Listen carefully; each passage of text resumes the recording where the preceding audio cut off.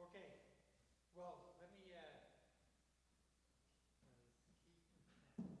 well, you know, we'll just.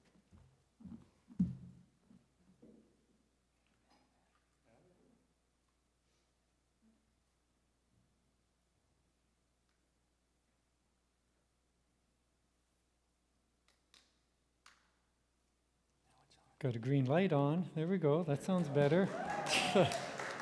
Keith. Thank you, Keith. So I think you heard the piece about the Sunday school. If you've signed up to volunteer or would like to learn more, Connie will be meeting after the service. The Lord be with you. And also with you. Thank you. And as I said a couple of weeks ago, this is, by me saying that is an invitation, an opportunity to ask God's blessing upon you and for you to say back to us as a family that you are ministering to us as we minister to you, you minister to us.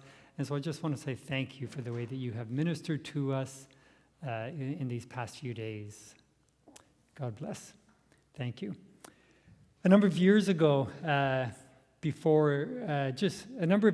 just days before Elizabeth and I moved to Ontario from Alberta the first time, I got a phone call from the brother of a good friend of mine that my good friend Richard had gone missing on a hike on Vancouver Island. Richard was never found. Dave went down to pick up Richard's truck and to retrieve his camping gear from Vancouver Island. And when he got there, when he got into his truck, he found on the seat of the cab a sermon that Richard was preparing, an unfinished sermon. Now, Richard wasn't a pastor. He wasn't preparing a sermon to go back to preach to his congregation. This is a sermon that Richard was preparing to preach in a homeless shelter in inner city Edmonton. And what this reminds me of is that although his sermon wasn't the Sermon on the Mount, and we talked about the Sermon on the Mount as being the greatest sermon ever preached, there's a similarity between the sermon that Richard was preparing and the Sermon on the Mount, and the similarity is in the audience.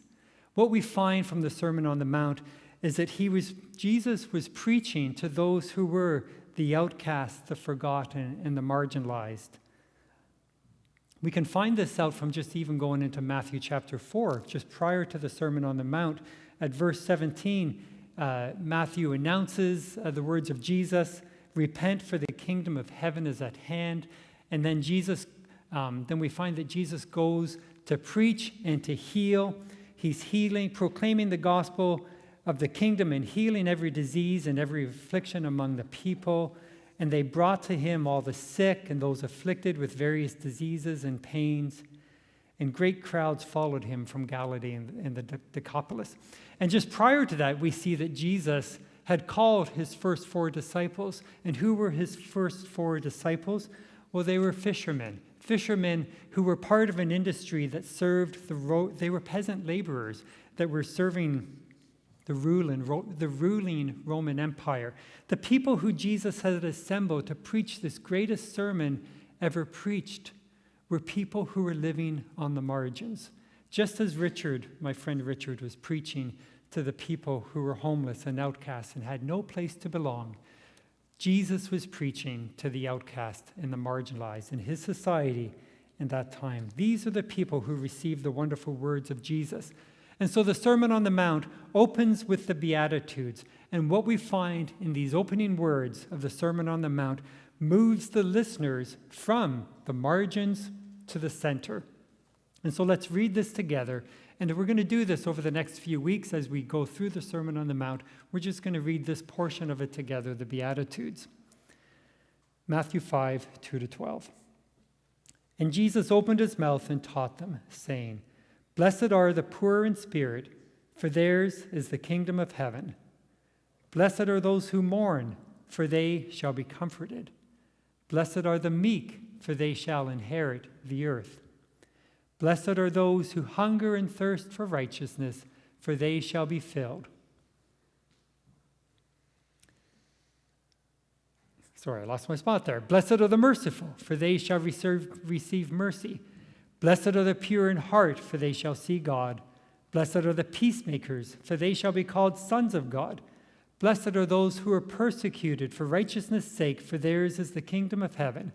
Blessed are you when others revile you and persecute you and utter all kinds of evil against you falsely on my account. Rejoice and be glad, for great is your reward in heaven. For so they persecuted the prophets who went before you. The word of the Lord. Jesus' opening words heap blessings upon those otherwise forgotten in society. And rather than reinforce this message that they are the forgotten, Jesus says over and over again that they are the ones, they, the poor and the marginalized, that they are the ones who are blessed. And the first blessing Jesus offers them is this: blessed are the poor in spirit, for theirs is the kingdom of heaven. The first beatitude, like many of the Beatitudes, I think we find it a little bit mysterious. We read it and we wonder, what did Jesus mean by all these things that he said? What did Jesus mean by the word blessed? And when he says the poor in the spirit, well, who are the poor in the spirit? And what is that really all about? And what exactly is the kingdom of heaven? Well, what I'd like to do this morning is demystify this first beatitude and then consider what it means for us. What does this first beatitude mean for us? Because remember last week we were saying that this sermon was not preached to us, it was preached to this group who we described already, the marginalized in society at that time. But it was preached for us. So these words are for us. And the first thing we notice is that Jesus is calling those who are poor in spirit blessed. He is calling them blessed. And so this begs the question, what does it mean to be blessed? Now, I most often, if you were to look at my playlist and music that I listen to, will listen to sort of folk music or country folk type of stuff, but I do have on my Spotify an R&B playlist, and I don't listen to it very often, but when I do, I'll listen to this song called Blessed by Charlie Wilson. And these are some of the words in his song, Blessed. Waking up, thanking God, every day is feeling just like Sunday. Riding clean, living dreams, just left the barber, and I'm feeling like Midas. Playing cards, laughing hard, barbecuing, waking up the whole block. Ask me how I'm doing. I'm blessed. Yes. Living every moment, no regrets. Smile on my face, I'm like, oh yes, I'm blessed. Yes, I'm blessed. Now, listening to this song, it's not hard to relate to this sentiment. I can imagine that for all of us, there are times in our lives when we have felt God's delight. We have felt God's delight, and we might describe this as God's blessing. I still look back fondly at a time when we had 3 children, and as would be my routine, every night I would go in and I would say goodnight to these 3 kids, so the 3 that you haven't met yet. The 2 you have met. But back when we had 3 children, I just remember this time, going in and doing my routine. The kids had fallen asleep, and I was just going in one more time and saying goodnight to each of them. And this one time, for some reason, I just came out after saying goodnight to the 3rd kid, and I just laughed out loud because I had 3 children. God had blessed me with 3 children. I felt this great delight. It was, if you were to ask me, like Charlie Wilson, I would say this is a blessing. I am blessed. And no doubt God was delighting in my delight. But in this context, in the Sermon on the Mount, is this what Jesus meant by blessed? What about those for whom life isn't going so good? For the homeless person who can't get a new haircut, like Charlie Wilson was singing about. For the many seniors or other singles who during the various lockdowns that we've experienced haven't been able to be together with friends to have barbecues. What about them? What about me saying goodnight to my children? What about the many couples who are struggling with infertility and aren't able to have children? If me and Charlie Wilson are blessed, what about those? Are they somehow cursed? Charlie Wilson and I are basing this sense of blessing off of our life circumstances. But Jesus was cutting against the grain by describing those on the margins whose life circumstances not being so great, and he was counting them as among the blessed. Instead of blessing those who had the appearance of blessing, which in his time, to the audience he was speaking to and the culture he was speaking to, would have been those who had observed the Torah. It would have been those who had seemed to be righteous. It would have been those with good family. Jesus blesses those who no one else was blessing. The Greek word used for the word blessed is makarios. And over the years, translations have made multiple efforts to translate this word, and doing so, many of them have landed on the word happy. If you read the Common English Bible, it will use the word happy. And this is a fine translation, depending on how we understand happy. Happy is accurate if we understand Jesus' intent for the word. But we don't understand happy the way that Jesus was describing it in this context. We commonly understand happy as this subjective experience that comes from getting more and more. But again, this is not how Jesus is defining happiness. Current research will tell us that in our Western culture, we live on this hedonic treadmill. It would say that the more we have, the more we want, and the more we want, the less happy that we are. Or our happiness does not go up in conjunction with our acquisition of more and more. It's like the treadmill keeps running and it continues to wear us down. So Jesus, understands this about our pursuit of happiness. And so despite what the prosperity gospel folks will tell us, Jesus is not offering material possessions and wealth as our blessing. To be blessed means to experience God's presence and his favor as something that comes to us regardless of our status and regardless of our wealth. To be blessed means to allow God to form and mold us to be more like him, and both as we delight in these good things and as we trust and rely on God in our losses and our suffering. This is what it means to be blessed. And this brings us to the next term, the poor in spirit. Like blessing, I wonder if this term has perplexed us. Who are the poor in spirit, we might ask? Does Jesus mean only those who are spiritually poor, those broken by life's circumstances?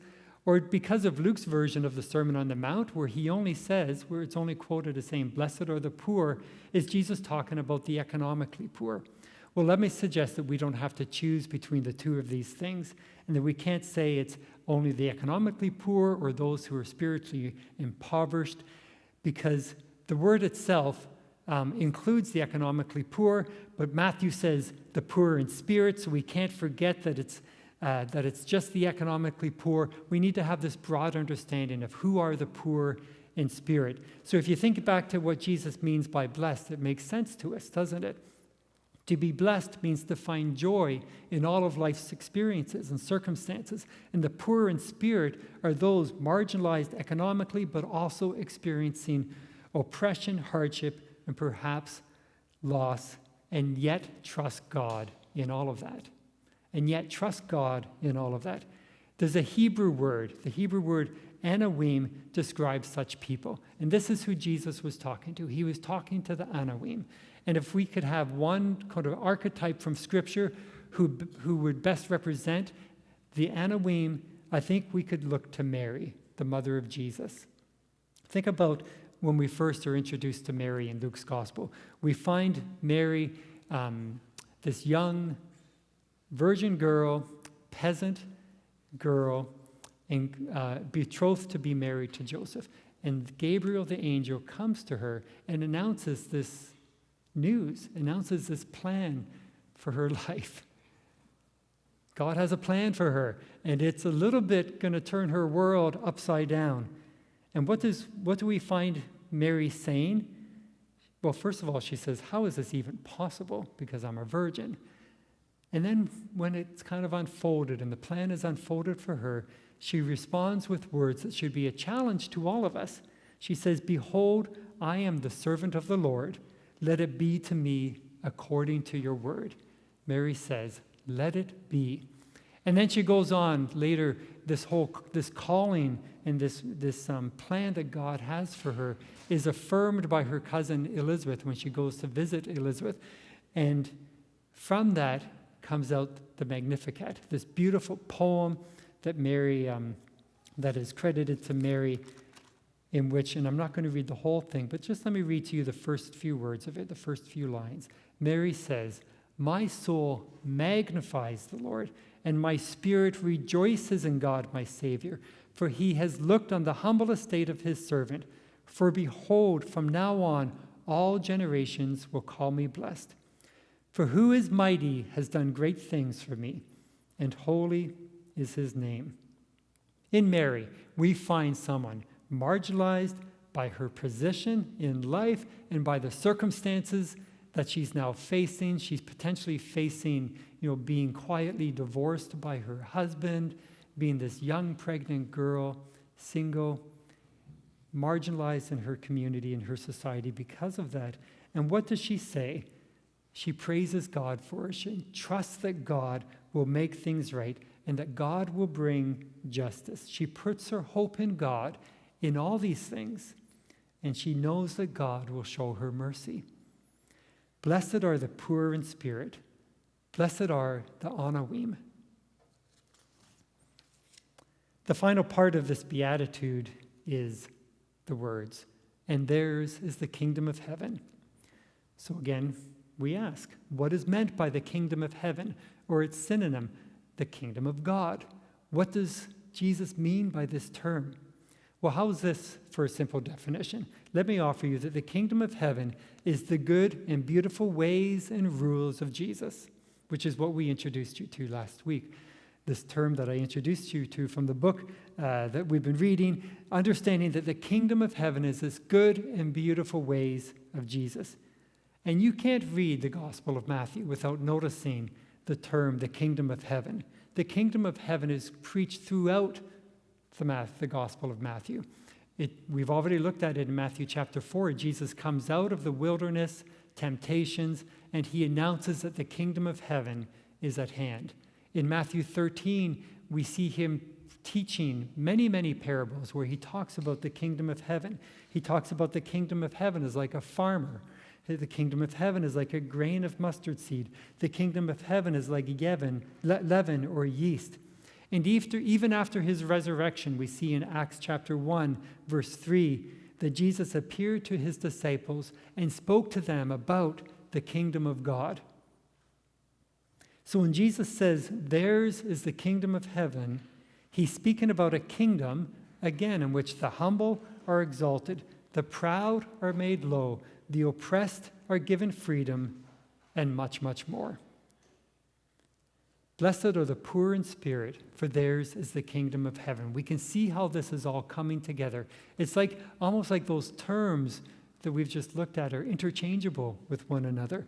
The blessed are those who trust and rely on God, regardless of their circumstances, not just when things are good, but when things are hard and times are hard.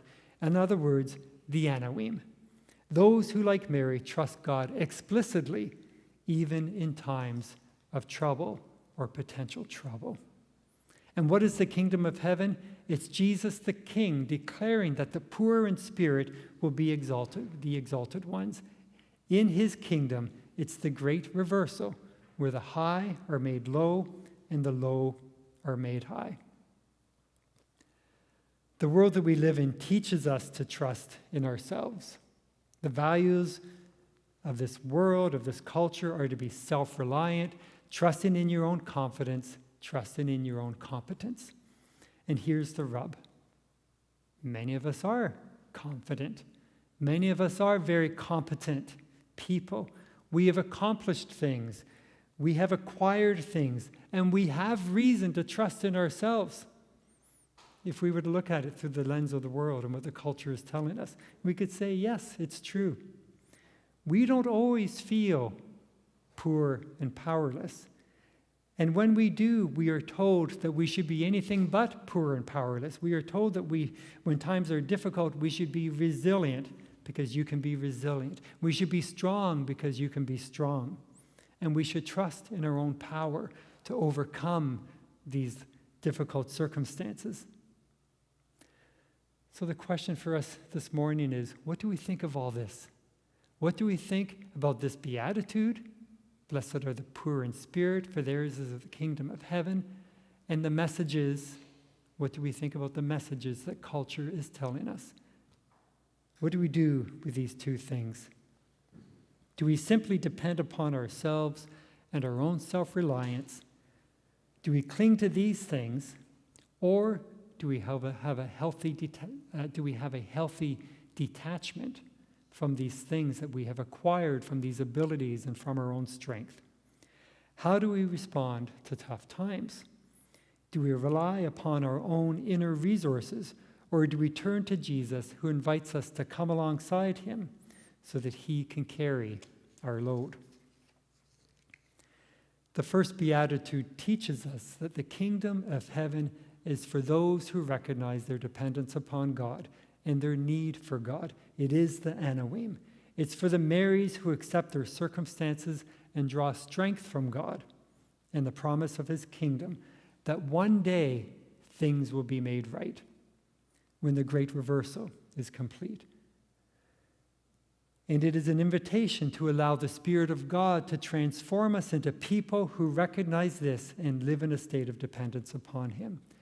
Because the reality is this: life is such that we will come to times of brokenness and suffering. We will experience it. The Christian life doesn't promise us anything otherwise. Instead, Christ offers us his kingdom and himself. And it is his grace to us. I want to close with the words of writer and pastor Frederick Buechner. He says, "The grace of God means something like, here is your life and here is the world. Beautiful and terrible things will happen. Don't be afraid. I am with you. I love you. There's only one catch. Like any other gift, the gift of grace can be yours only if you'll reach out and take it. Maybe being able to reach out and take it is a gift too." Montague Christian Church, let us come to be a people who hold loosely our accomplishments and our abilities and our acquisitions, and instead acknowledge our dependence upon Jesus.